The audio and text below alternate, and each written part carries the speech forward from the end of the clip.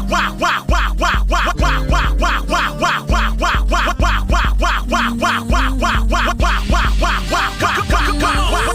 your guy, for your B-O-Y. Drop it for your guy, for your B-O-Y. Do it for your guy, for your B-O-Y. Come on, baby, we love.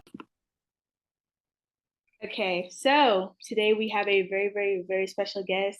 This lady is a YouTuber, vlogger, social media gossip queen, and as we know, a mother of two. So today we have Miss Voodoo Doll TV, or the Dollhouse Reacts. Yes. Yes. All right. Yes. So I do want to make this. I want to make this interview more of a conversation. You know, just really just to get to know you a little bit. Because one thing I've noticed about you is you definitely are an outspoken type of individual when it comes to the commentary YouTube, especially for, you know, us Black folks and, you know, Black women in general that are in this, you know, in this space. So I do want to more so just get like I said, get to know you, get to know who you are a little bit, and just go from there. Now, I know that you are from Louisiana. Now, I know that some people can assume that, you know, you're from the city part, maybe from like the country area. Now, I do want to ask you, I see that you were born on March 14th, 1983. 13th. March 13th. Okay, March 13th, 1983. Because I know that you were that you had a live stream for your birthday. And I think that you said you were turning 41. And so with that, I was okay, we do the math. So she was born in 83. Now, you're from New Orleans, Louisiana. And given that year was marked by significant changes, especially in the city, with the rise of, you know, a lot of the crack epidemic that was happening during that time, and more so really affecting the Black community. How do you think those circumstances shaped your, you know, early experiences and perspectives? I can say I was thankful that my mother, and well, first of all, to be from New Orleans in that time frame, and even today, you're grateful if you have a mother and a father in the home. So I was thankful to have a mother and a father in the home. Not only that, none of my parents were subjugated to drugs. Now, it was all around us, though. My mother's best friend actually passed due to crack, and well, it wasn't really crack, it was catching HIV from using crack and things of that nature. A lot of people around us, friends, family. So I can say, to me, I was fortunate to not have that like so close to me personally. However, if I could speak on experiences that I've been around with family, friends, and how it affected them, ridiculously, because a lot of us really raised ourselves because our parents were on drugs. Like I said, I was fortunate, but I know a lot of people who, actually a good friend of mine, she could do whatever she wanted to do. Like, she didn't have a curfew. She can come and go because her mother was on drugs. And it seemed so cool back then because I had the strict household, you know, everybody else could really come and go, do what they want to do. And I got to be home at 8:30, or I got to go to church and da, da, da. So looking back as an adult, that was horrible for my generation of children, because a lot of us didn't get what we should have gotten from our parents because they were battling addiction. I did, like I said, but a lot of us didn't. And a lot of us turned out good because of that, the perseverance of not wanting to, you know, repeat the same cycle for our kids. But I can say it tore down a lot because a lot of people didn't graduate high school. A lot of people some of them even went to drugs or selling drugs, a lot of that, or nefarious activities such as, you know, murder and all those things. So it affected real bad. That 80s and 90s, it has its pros and its cons, but I'll say the cons part as it pertains to drugs, we were messed up. We were messed up as kids. I agree with you, and I did do another interview with a comedian. His name is Delay. He's actually from Alexandria, Louisiana, and I remember he talked about has a book where he talks about a lot of his life, and he mentions the drug problem that was happening within his family during that time. You know, during the 80s and the 90s, where it was a lot, it was a lot happening, especially coming from a generation of millennials, since you are considered a millennial. It was just a different time, and for people to, and like I said, very fortunate in the Black household to have two parents, because growing up you feel, you notice that a lot of your peers around you don't have two parents in the home. They have, it's either it's a single mom and the dad's not really in your life. It's more inconsistent. So that's very great that you were, fortunate to have that. And like you were saying, people that you grew up with, and they had an understanding that this is not what I want to, this is not the life that I want. Having to grow up so fast, not really living the life as like, a child should, having a childhood. That can, it was more like a different time. I'm not saying it doesn't happen still, but it was a different time, I would say.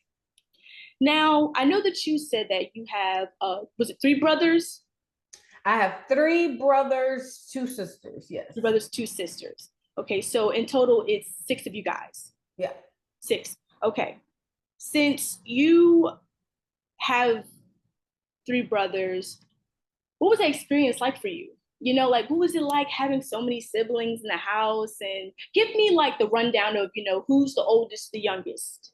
Okay. So the way it happened was my father, he has a daughter that was by a previous marriage. Mm-hmm. She didn't grow up with us. She was much older, but she didn't grow up with us. She would come by every now and again, but we didn't really experience growing up with her. But as far as my mother, she had 2 kids when she married my father, and I'm their first child together. So I'm like the middle child, but the one that they had together first. And so it's my 2 older siblings, a sister, then a brother, then me. Then I have a brother a year younger than me, and then I have a baby brother that came like way later. We call him the mistake baby because we were all like almost in like middle school. It was like, what is this?